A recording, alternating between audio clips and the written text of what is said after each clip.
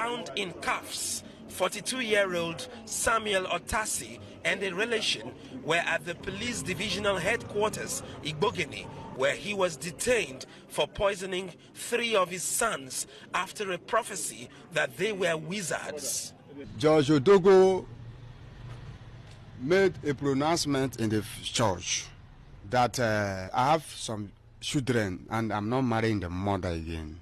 The mother have bewitched all my children to tarnish their life and to tarnish my family's life. That a owner of his son, children, will buy a snapper and poison them and kill them.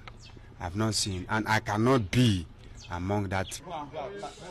Otasi is accused of forcing the content of an insecticide called Sniper down the throats of his sons, aged 10, 12, and 14. But the elders miraculously survived the lethal dose of the liquid. My father bring a rope from his pocket and give to Levi. And Levi and I tie me and my brothers down and give us the snapper to drink. I use my head and my legs to crawl out from the bush and now managed to escape. When he came, the hands were swollen and there were marks showing that I had been tied for a while, both on the hands and then the legs. So we began to treat him, ran some tests, began to treat him. In the evening, he got a bit conscious. He could talk, could call the name of his village. So he now told us what happened, that the father took them, said they were going to a church, and then along the line, he stopped, asked the bus to stop, and they went into a bush.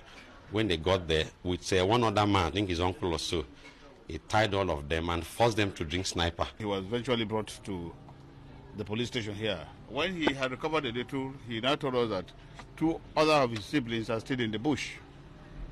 By the time we got there, unfortunately, those 2 had already given up the ghost. The Commissioner of Police, Bayelsa State, and officers of the command visited the crime scene where the wooden crates used to convey the bodies of the 2 boys were shown to journalists.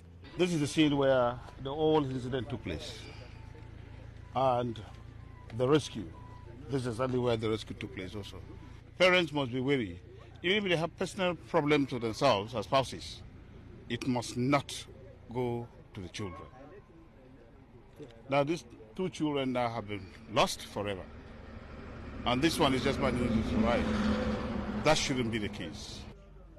Back in detention, the police says Samuel Otasi will have his day in court. 2 grandsons dead, 1 in hospital and her son in detention.